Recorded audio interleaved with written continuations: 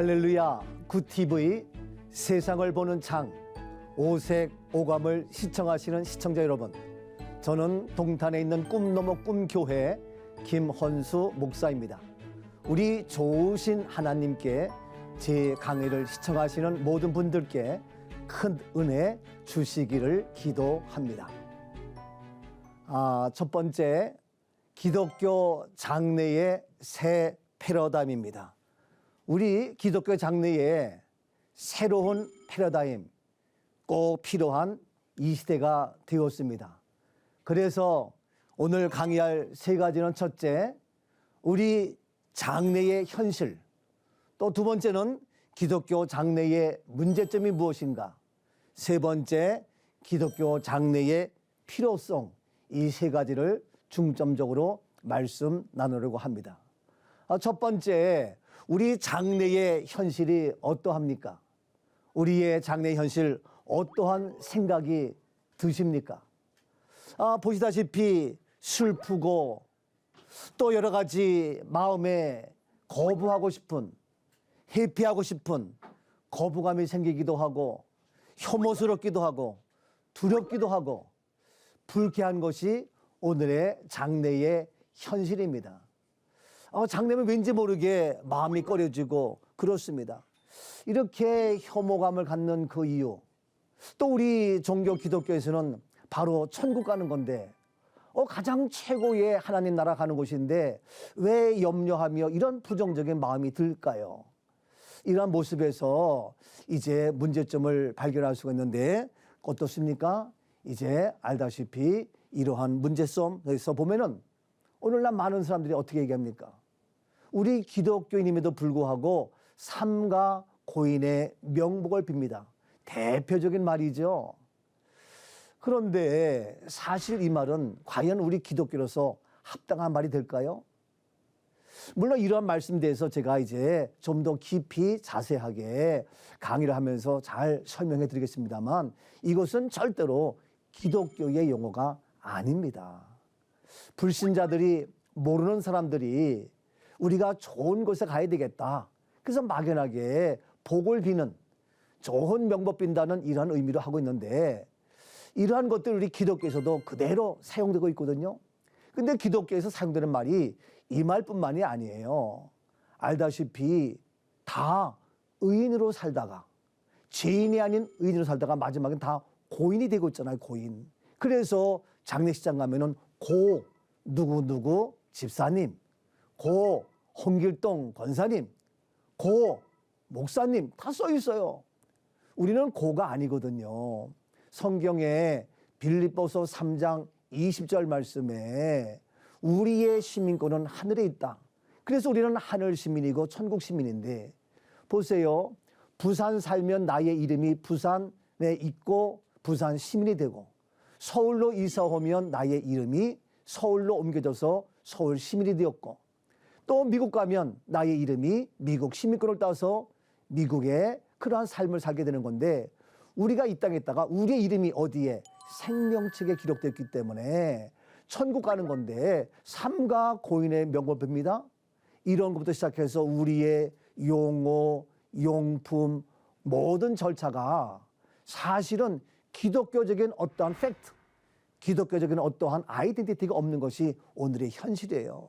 그래서 제가 이런 걸 보면서 안타까워서 이건 아니구나 해서 제가 이 강의를 하겠습니다만, 이제 기독교 장래의 문제점 좀 더 깊이 있게 이제 하나하나 잘 터치를 하게 될 겁니다.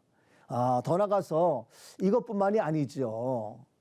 알다시피 우리 기독교, 우리 그리스도인 죄인입니까? 의인입니까? 한번 묻고 싶어요. 죄인 아니잖아요. 원래 우리는 죄인이었죠. 그러나 죄인이었던 우리들이 이제는 바뀌었어요. 누구로 말미암아? 예수 그리스도로 말미암아 우리의 죄의 모든 문제가 해결되었거든요. 그렇다면 죄인은 미안하지만 마지막에 무엇으로? 지옥이지만, 로마서 6장 말씀에도 우리가 무엇 때문에? 죄 때문에 사망에 되거든요. 사망이 되는 것은 바로 죄의 삭시라고 말씀하고 있단 말이에요. 그래서 죄의 삭시 사망인데 죄인이라면 사망입니다. 멸망입니다. 죽음입니다. 그러나 우리는 이러한 모든 죄의 문제를 어떻게 예수 그리스도의 보혈의 피로 제사함 받았기 때문에 죄에서 해방된 의인된 존재거든요. 근데 의인이라면 바로 우리가 이와 같이 장례식으로 끝나야 되겠느냐? 지금의 장례식은 죄송하지만 죄인으로 취급하는 장례식의 모습이다. 그래서 정말 기독교 정체성의 의인으로 죽음이 아닌 멸망이 아니고 사망이 아닌 바로 의인된 모습의 기독교의 정체성을 가지고 있는 그러한 새로운 패러다임이 필요하다는 거죠. 새 패러다임은 천국 환송이죠. 그래서 장례라는 말을 빼고 이제는 천국 환송 예식이 되어야 한다. 그래서 장례는 알다시피 죽음이죠, 죽음. 그 죽음이다 보니까 이미 말씀하신 대로 두렵고 무섭고 혐오스럽고 싫고 이런 것이 우리의 현실이거든요. 이제 우리는 이러한 장례란 말을 바꾸어서 삼가 고인의 명목을 빕니다. 이런 말을 바꾸어서 모든 용어 하나하나를 다 무엇으로? 천국으로 가는, 다시 말해서 죄인이 아닌 의인의 모습으로, 다시 말해서 죽음이 아닌 예수 십자가의 죽음 뒤에 무엇이? 부활이 있기 때문에 부활로 말미암아 천국과는 영생하는 이러한 용어, 용품, 관습, 절차 모든 걸 다 바꾸는 이러한 모습이 되어야 한다. 그래서 바로 이제는 우리가 천국 환송 예식으로 바뀌는 이런 놀라운 은혜가 이번 강의를 통하여 이루어지면 참 좋겠다. 자, 이렇게 말씀을 드리면서 계속해서 보겠습니다. 자, 여기에서 대안이 뭐냐? 크게 세 가지입니다. 말씀한 대로 성경적 천국 환송이 되어야 된다. 천국 환송. 그렇죠? 장례가 아닌 천국 환송.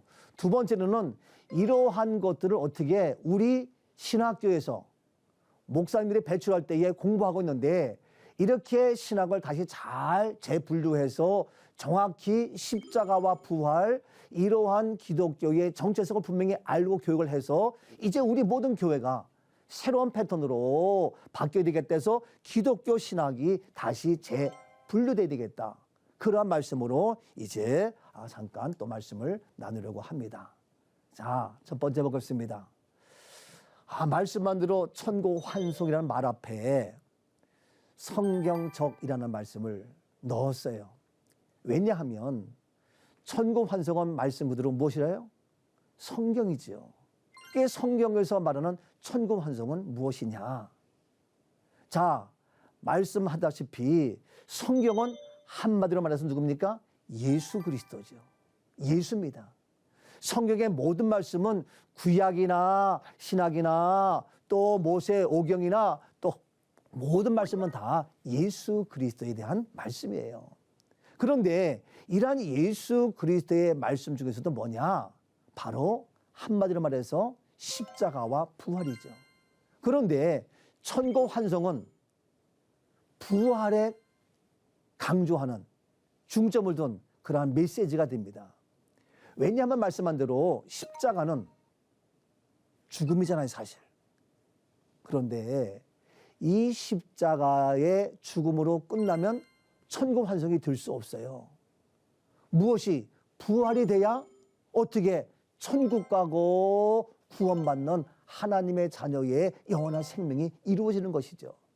그래서 성경적 천국 환송에서 강조하는 것은 성경인데 그 안에 예수 그리스도인데 그 예수 중에서도 성경 66권을 다 말씀 나눌 수 없고 예수의 모든 걸 다 할 수 없고 그중에 가장 키포인트 뭐냐? 부활이다. 왜? 부활이 있으므로 무엇이? 천국 환송이 이루어지기 때문이죠. 자, 그래서 이 부활에 대해서 말씀을 드리는데 그러면 부활을 알아야 되는데 부활은 어디에? 성경에 있죠. 이 성경의 모든 것들을 역사와 전통으로 신학적으로 잘 정립해서 여기까지 교육을 받아왔잖아요. 그래서 이제 신학교에서 교육을 받아서 예수 그리스도가 누구인가 또 그래서 우리가 모든 신학의 정립이 되어져서 이제 목회 현장에서 잘 배워서 우리 모든 성도가 그리스도인들이 이런 하나님의 구원받은 축복된 삶을 살아가고 있는데 이러한 예수와 부활에 대한 그 교육이 어디에서요? 신학교에서 이루어지는데 우리 신학교에서 배우고 있는 이 부활, 이 신학에 대한 것이 어떻게 정립되어 있느냐? 알다시피 우리 신학은 뭐 여러 가지로 나눌 수 있겠습니다만 우리가 조직신학이 있죠. 조직신학 어떻게 나눠지고 있습니까? 조직신학의 신론, 하나님이 누구냐? 신이 누구냐? 아, 조직신학에서 인간론, 인간이 누구냐? 인간은 어떠한 존재냐? 이런 여러 가지 모습으로 설명합니다. 또 기독론, 조직신학에서 기독론, 예수 그리스도가 누구냐? 여기에서 이제 예수님은 우리의 구원자요, 바로 십자가의 사건과 부활의 사건과 이런 여러 가지의 예수 그리스도에 대해서 기독론 배우면서 조직신학적인 공부를 하고 있죠. 이러한 모든 거 하면서 더 나가서 바로 모든 이런 모든 등에서 교회론이 어떻고 종말이 어떻고 이런 여러 가지 것을 조직신학에서 공부하지요. 그래서 정말 오늘날 하다 보면은 아, 이 사람은 교회론이 좀 약해 하다 보니까 지금 우리가 이러한 그 뭐 죄송하지만 코로나 시대에서도 교회론을 어떻게 정립할 것이냐, 이러한 그 배경은 신학 교육에 따라서 교회론에 대한 생각이 또 구원론에 대해서, 기독론에 대해서 인간은 조금씩 다를 수가 있겠지만 그러나 이러한 조직신학을 잘 배우면 신학이 밑받침 잘 되어 있으면은 아주 우리 모든 기본의 신앙이 잘 되어 있죠. 그래서 가장 중요한 조직신학 중요하죠. 그리고 이러한 조직신학과 함께 무엇입니까? 또 주경신학이라고 있어요. 그래서 주경신학에서 성서가 어떻게 고고학적으로 언어학적으로 이런 여러 가지 것을 공부하면서 바로 성경의 배경과 이걸 알아야 우리가 바르게 지도할 수 있고 가르칠 수 있고 또 우리가 영적 생활을 해나갈 수 있다는 거죠. 그래서 여러 가지 그런 주경신학을 배워요. 또 신학교에서 그것만 하는 것이 아니라 알다시피 역사신학이 있죠. 역사신학. 아, 교회의 역사는 이렇게 됐구나. 이러한 과정을 통해서 왔구나. 그래서 교회의 흐름에 지금 이르기까지의 모든 그러한 초대교회부터 지금 이르기까지 여러 가지 교회 역사, 교리사, 또 기독교 역사에 대해서 선교 역사에 대해서 여러 가지 과정 절차를 다 하면서 이제 우리가 역사 신학을 배우죠. 지금 우리 대한민국의 역사도 알아야 되거든요. 그것처럼 우리 기독교의 역사도 어떻게 되는 거냐. 이런 것을 하나하나 정확하게 2년 동안, 4년 동안 또 대학원 박사과정 하면서 이런 공부를 열심히 하죠. 자, 이렇게 해서 우리가 조직신학으로, 주경신학으로, 역사신학도 다양하게 공부하는데 그중에 빼놓지 않고 배우는 것은 뭡니까? 실천신학이 있어요. 이 실천신학은 목사가 되려면, 목회자가 되려면 현장의 필드에 나와서 목회를 하려면 반드시 이 실천신학의 과목들은 다 필수 과목이에요. 다른 과목들은 선택 과목으로 선택하고 또 그중에 필수 과목도 있습니다만 그러나 실천신학의 모든 과목들은 필수 과목에서 다 배워야 돼요. 그래야 학점을 이수해야 나와서 목회를 할 수 있거든요. 그래서 이제 필수 과목으로 배우는 목사가 되어서 이곳에 와서 이제 목회 현장에서 하는 우리 실천신학의 필수 과목이 뭐냐면 알다시피 설교학. 왜? 현장에서 설교하니까 설교학에 대해서 공부하거든요. 이건 필수 과목이에요. 그래서 설교학 여러 가지 배우지요. 또 설교학뿐만 아니라 어떻게 전도학, 어떻게 전도할 것이냐. 그거 배워야 현장에 나와서 목회를 할 수가 있잖아요. 그래서 실천신학의 과목으로 설교학, 전도학, 말 그대로 목회학, 행정학, 기독교 행정. 그래야 행정을 잘 알죠. 또 여러 가지 그러한 모습들로 다 공부해서 실천신학을 배워서 나와서 해요. 그런데 이제 신학교 공부할 때에 실천신학 필수 과목을 잘 공부를 못했으면 나와서도 교회 행정이 좀 어설프기도 하고 또 잘못 배워서 물론 뭐 잘 합니다만 설교하기에 좀 약할 수도 있겠고 하여튼 그렇지만 이와 같이 실천신학이 굉장히 중요하다. 그런데 현장에 나와서 목회하면서 실천신학을 배워서 적용해야 될 것이 뭡니까? 장례식이거든요. 근데 이 과목을 배우지 못했어요. 옛날에는 신학교에서 실천신학 교수님들께서 장례를 가르쳤어요. 그 장례 가르친 것이 어떻게 했습니까? 성경에서 가르친 것이 아니라 뭘로 가르쳤어요? 우리의 전통과 관습으로 가르쳤어요. 그래서 이렇게 염을 해야 된다. 이렇게 수의를 입어야 된다. 이렇게 해가지고 옛날 우리 선배 목사님들은 직접 염을 하셨어요. 장례식을 치렀어요. 근데 그분들은 신학교에서 배웠거든요. 염하는 걸 배우고 장례하는 걸 배워가지고 그렇게 해왔어요. 근데 지금은 이제 국가 장례 지도사가 있기 때문에 그들이 다 하거든요. 그러니까 신학교에서 그걸 안 가르쳐요.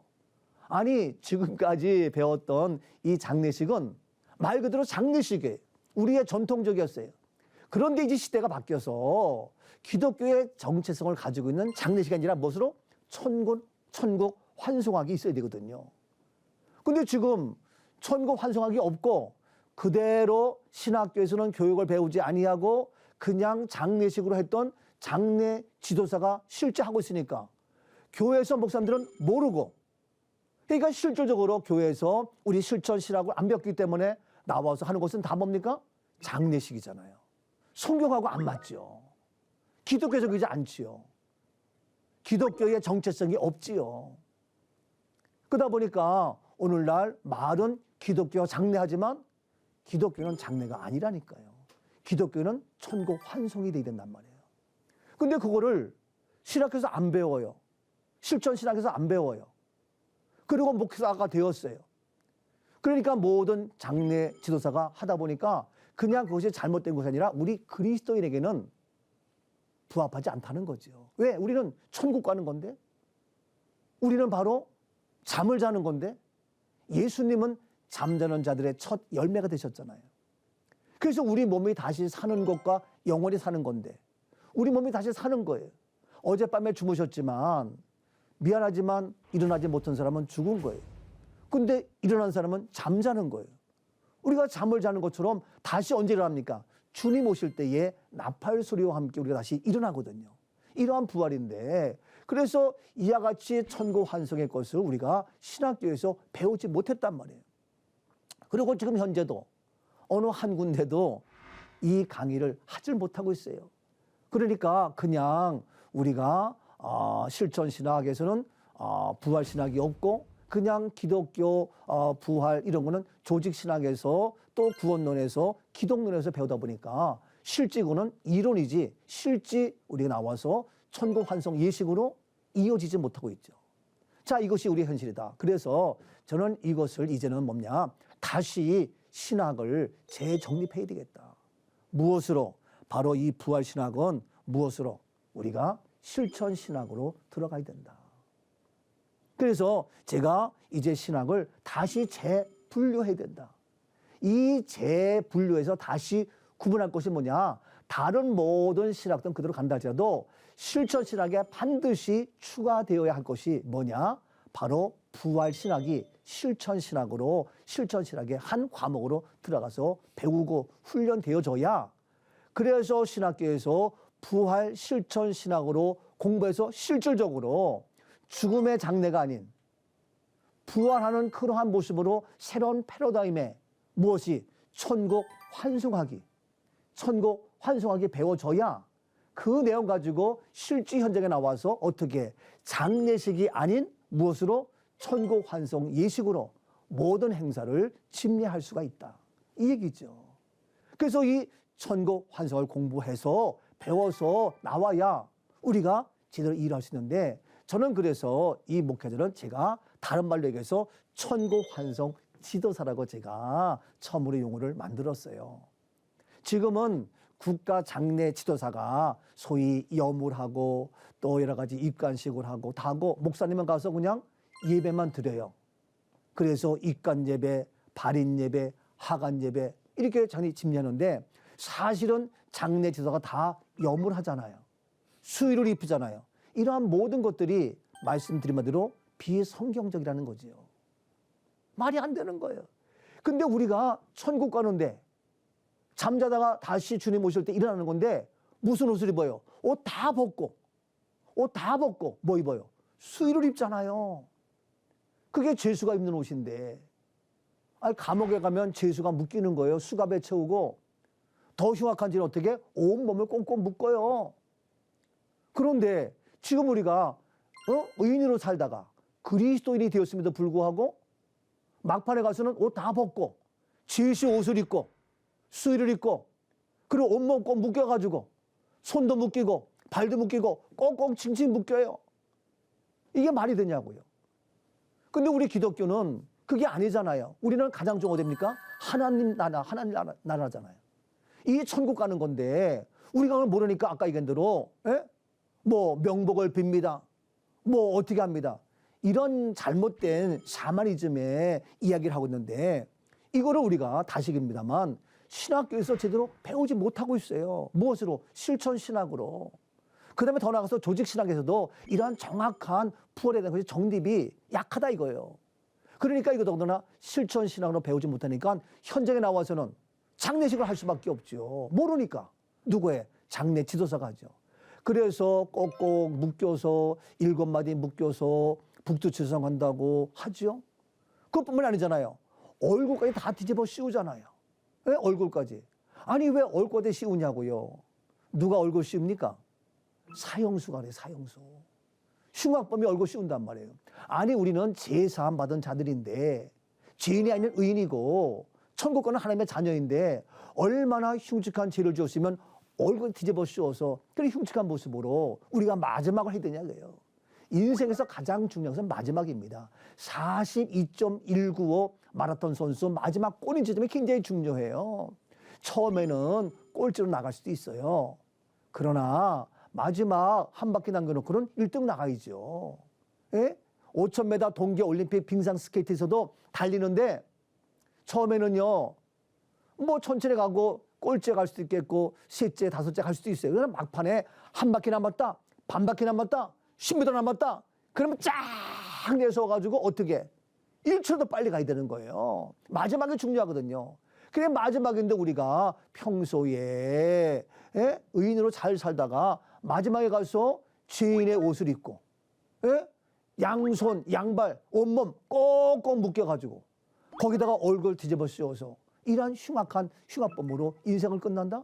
아니 마지막에 그것도 아니 죄인들도 예수 그리스도의 십자가의 구속의 은혜로 제산 받고 이제 부활의 신앙으로 천국 가게 만드는 것이 교회고 목사고 우리 그리스도인인데 우리 마지막을 왜 그렇게 해서 마무리해 드느냐?